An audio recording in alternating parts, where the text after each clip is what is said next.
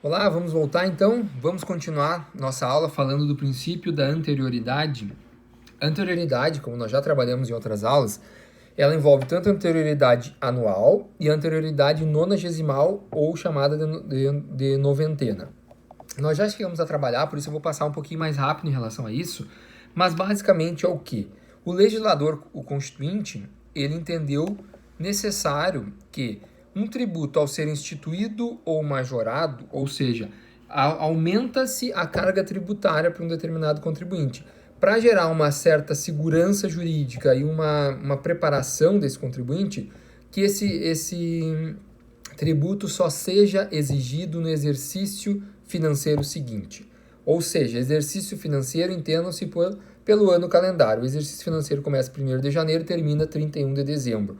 Se o imposto foi majorado ou instituído durante esse exercício, nós só vamos poder exigi-lo no exercício seguinte, a partir de 1º de janeiro do ano seguinte. Isso é o princípio da anterioridade. No nosso material ali, eu vou esmiuçar ele com mais detalhes ali, trabalhando. É um desdobramento do princípio da não surpresa, porque o objetivo é garantir essa previsibilidade, que o contribuinte possa saber o que ele vai pagar e quanto ele vai pagar, mas tenha um período de preparação, para que ele não seja surpreendido, certo? Mas, quando você falar de uma lei que reduza ou extinga um tributo, aí é benéfico ao contribuinte. Daí não precisa respeitar a anterioridade anual, aí a aplicação já vai ser imediata. Se extinguir um tributo ou se reduziu a alíquota, o fato gerador que ocorrer no dia seguinte já ou não vai mais ser cobrado ou vai ser exigido com a alíquota mais favorável. A alíquota ou a base de cálculo que tenha alterado, que seja mais benéfica. Certo? Retomando aqui, o STF já decidiu que a mera alteração do prazo do recolhimento, ainda que prejudicial ao contribuinte que antecipe, não é considerado majoração do tributo e não está vinculado ao princípio da anterioridade. Tem a súmula vinculante no 50 do STF, que regula exatamente isso, dizendo que a alteração do prazo não considera majoração. Pensem assim, o IPVA. O IPVA que tinha data prevista para pagamento no mês de abril, pode simplesmente o Poder Executivo Estadual antecipá-lo para 1º de janeiro do determinado ano, e não mais em abril. Isso não é considerado majoração do tributo e pode ser feito sem problema algum, certo?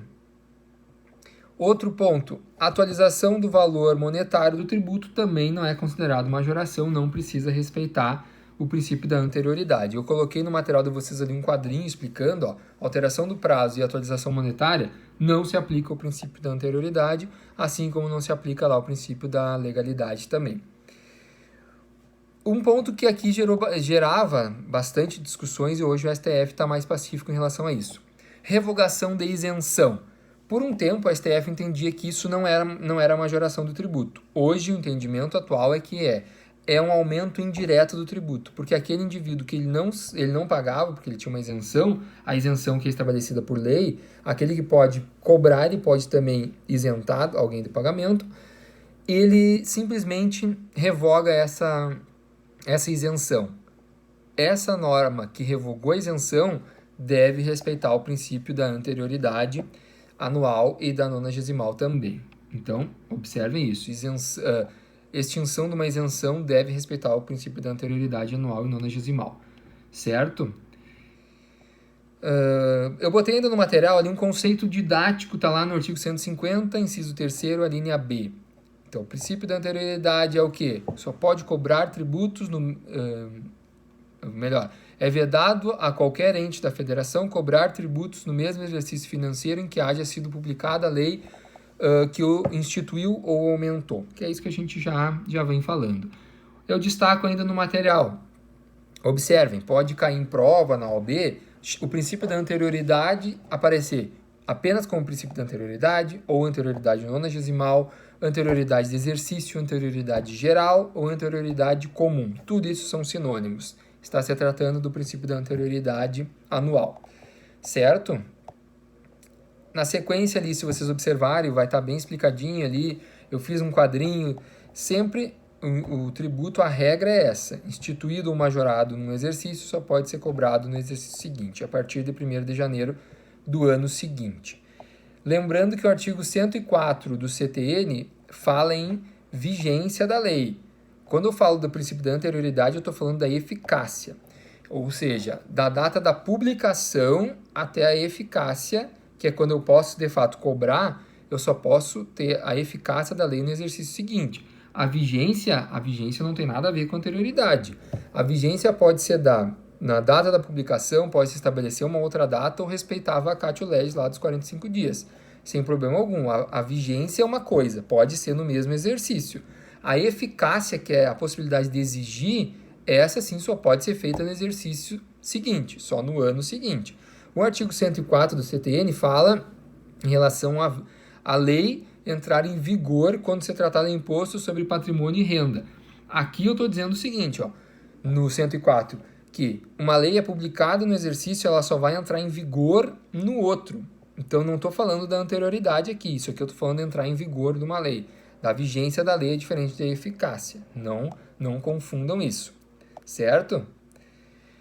Então, aqui nós temos que observar, anterioridade é o que da data da publicação que foi no exercício, ela vai ter que ter a sua eficácia somente no exercício seguinte. Isso é a regra. Mais adiante agora eu vou falar das exceções a essa regra. O que mais? Princípio da anterioridade nonagesimal ou noventena, também chamada. Esse foi introduzido posteriormente, não está na redação original lá da Constituição em 88, foi introduzida posteriormente lá pela Emenda Constitucional 42 de 2003, que garantiu o quê? A todos os tributos a regra deve-se respeitar o intervalo de pelo menos 90 dias. Deve respeitar o intervalo de 90 dias entre a publicação e a eficácia. Por quê? Porque viu-se que na prática apenas a anterioridade anual não era suficiente. Porque poderia, então, o legislador instituir um tributo o dia 31 de dezembro e ele já ter a sua eficácia no dia seguinte, 1º de janeiro, porque mudou o exercício. Então, viu-se a necessidade de criar uma nova regra, que ela existia apenas para contribuições e ampliou-se para todos os tributos, como regra geral. Deve-se respeitar, então, o intervalo de 90 dias da data da publicação até a sua eficácia, que ele possa, de fato, ser exigido. Certo? Então, esse é o intervalo mínimo. Anterioridade nonagesimal, privilegiada, qualificada, noventena, mitigada, tudo isso são sinônimos. Observe o seguinte, se cair na prova, o princípio da anterioridade nonagesimal ou noventena é o intervalo de 3 meses entre a publicação e a eficácia, tá certo? Não, é 90 dias, porque pode haver uma diferença conforme o mês. Por mais que nos exemplos ali eu utilize bastante, considerando que os meses são de 30 dias, mas na prática deve-se contar 90 dias e não é 3 meses, certo? E nesse sentido, considerando as duas anterioridades, a anterioridade anual e a nonagesimal, existe então uma regra, a regra da anterioridade mais benéfica. Como que nós vamos observar essa regra? Pense o seguinte, um tributo que foi majorado em fevereiro de um determinado ano. Se nós adotarmos apenas a anterioridade nonagesimal, nós vamos contar 90 dias, ele já poderia ser exigido naquele mesmo ano. Foi em fevereiro, nós poderíamos, dali 3 meses, já exigir. Então, nesse caso, a anterioridade mais benéfica ao contribuinte é a anterioridade anual, só no exercício seguinte. Já a anterioridade, um outro exemplo, o tributo foi majorado em novembro, em dezembro no determinado ano. Se nós utilizarmos a anterioridade anual, ali 2 meses ele já poderia ser exigido. Então, nós respeitando a anterioridade nonagesimal, nós vamos ter que esperar pelo menos 90 dias. Um tributo que foi instituído em dezembro vai ser só lá a partir de fevereiro, dependendo da data ali de dezembro, para poder ser exigido, certo? Então, nesse caso aí que busca-se a anterioridade mais benéfica, seja anual, só no exercício seguinte, ou a noventena ou nonagesimal, respeitando os 90 dias. No material, eu discrimino para vocês ali as hipóteses de exceção. Existem algumas exceções a essa regra. Quais são elas? Exceção apenas, ou melhor, exceção ao princípio da anterioridade anual. Quais os tributos eles não precisam respeitar a anterioridade anual? aqueles que têm como característica a extrafiscalidade, ó, imposto à importação, exportação, o IPI e o IOF, produtos industrializados e operações fiscais. Esses impostos não precisam respeitar a anterioridade anual. O que mais? Imposto sobre grandes fortunas, empréstimo compulsório em relação à guerra ou calamidade. Aqueles investimentos públicos de urgência, esses não, esses devem respeitar a anterioridade. Então, os impostos, imposto de importação, exportação, IPI e IOF, imposto sobre grandes fortunas, empréstimo compulsório, contribuições para financiamento da Seguridade Social, respeitar o princípio da anterioridade anual. Então, e o que mais? CID combustível e ICMS combustíveis. Esses também devem respeitar a anterioridade anual. Somente serem exigidos no exercício seguinte. Eles têm como característica serem tributos extrafiscais. Portanto, eles têm como característica o objetivo de influenciar a economia e influenciar a sociedade. Certo? Quais são exceções ao princípio da anterioridade nonagesimal, de ter que aguardar os 90 dias? Os mesmos impostos, com exceção apenas do IPI. Então, são exceção da anterioridade nonagesimal. Imposto de importação, exportação e o IOF. O IPI não é exceção à anterioridade nonagesimal. O que mais? Imposto sobre grandes fortunas e empréstimo compulsório em relação à guerra ou calamidade. É exceção também à anterioridade nonagesimal. Então, esses aí são mais um que são dos dois, anterioridade anual e nonagesimal. Quem mais aparece aqui? O imposto de renda. O imposto de renda só precisa respeitar a anterioridade anual. A nonagesimal, não. E quem mais? A base de cálculo, leis que alterem, pode ser que majorem, a base de cálculo do IPVA e do IPTU. Essas leis, elas devem respeitar apenas o princípio da anterioridade anual, não a anterioridade nonagesimal. Eles são exceções à anterioridade nonagesimal. Certo? Ali eu explico melhor para vocês, mas mais adiante no material eu coloquei discriminado. Então, quais tributos têm a sua cobrança imediata? Não precisam respeitar nem a anterioridade anual, nem a nonagesimal. Quando houver alteração da alíquota do imposto de importação, exportação, IOF, imposto sobre grandes fortunas, empréstimos compulsórios no caso de calamidade ou guerra. Respeitam apenas a anterioridade nonagesimal. Somente, então, devem respeitar o intervalo de 90 dias. O IPI, porque ele não precisa respeitar a anterioridade anual, contribuições sociais, CID combustível e ICMS combustíveis. Esses respeitam apenas a anterioridade anual. Não precisam respeitar a anterioridade a nonagesimal, respeitam apenas a anterioridade anual. Quais são eles? O imposto de renda só respeita a anterioridade anual, não respeita a nonagesimal. Alteração da base de cálculo do IPVA e do IPTU também respeitam apenas a anterioridade anual, a nonagesimal não.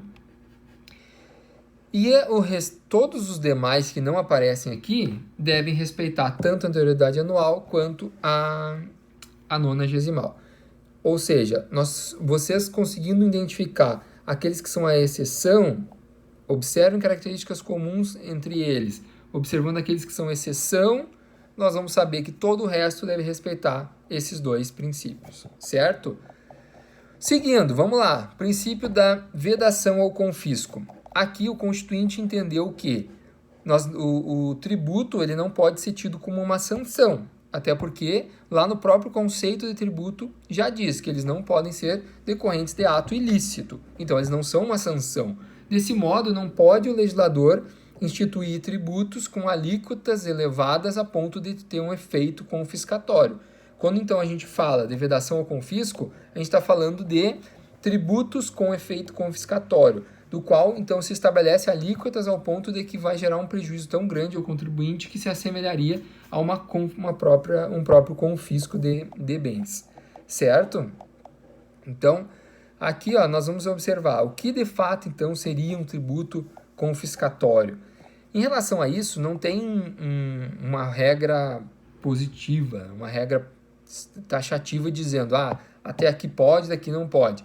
O que deve se observar, e o STF já falou sobre isso, é que para ter efeito confiscatório nós não podemos analisar estritamente um tributo isolado, porque daqui a pouco aquele tributo, a alíquota dele não é tão alta a ponto de considerar um tributo confiscatório. Mas nós temos que entender individualmente toda a carga tributária que envolve aquele contribuinte. Então, se observarmos individualmente, ele pode não ter característica confiscatória, mas analisando o conjunto de todos os demais tributos incidentes naquele contribuinte, pode gerar, então, uma característica confiscatória a ponto dele inviabilizar até mesmo um negócio, caso seja uma empresa, né? Certo? Então, algo que pode garantir que não é permitido é estabelecer alíquotas próximas a 100%. Senão, vai se considerar, então, um efeito confiscatório. Exceto aqueles tributos extrafiscais, como o ICMS e o IPI, sobre determinados produtos, do qual pode haver, então, uma majoração de alíquotas acima da faixa de 100%. Como eu trago o exemplo no material ali, ó, o cigarro, a carga tributária do cigarro chega a 300%, porque ele tem o cunho, os tributos incidentes têm uma finalidade extrafiscal de reduzir o consumo desse determinado produto, assim como outros que não têm produtos que não são de primeira necessidade, que têm uma carga tributária maior. Em relação às multas, precisa respeitar o efeito confiscatório? Também. As multas também estão submetidas a esse princípio, não podem ter um efeito confiscatório. O que considera-se, então, efeito confiscatório, segundo a jurisprudência? Que passe de 100%. Multa deve se limitar, então, a 100%. Pelo menos essa uma regra geral entendida, né? Analisando caso a caso, poderia haver algum caso de exceção, mas o que o judiciário entende como uma multa que não tem efeito confiscatório é aquela que não ultrapasse ou se chegue até 100%, certo? O último, então, dos princípios fundamentais, daqueles clássicos do direito tributário, princípio da liberdade de tráfego. Ou seja, o que o Constituinte quis dizer com isso? Não pode o Estado, o fisco, estabelecer tributos que limitem o trânsito, limitem o direito de ir e vir. É um outro direito constitucional, o direito de ir e vir não pode ser vedado em razão de um tributo. O tributo não pode impedir o direito de ir e vir. Vamos voltar lá, vocês devem ter pensado agora. E o pedágio, professor? Nós já falamos nas outras aulas, o pedágio ele não tem característica tributária, ele não é um tributo porque ele não tem a característica da compulsoriedade, ele não é obrigatório.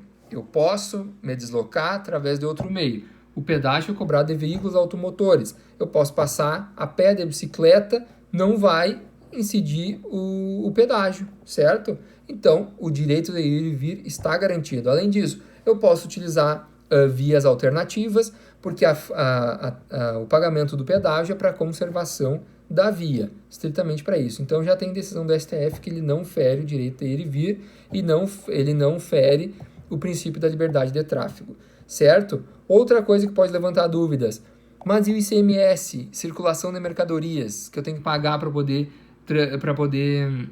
transitar com a carga?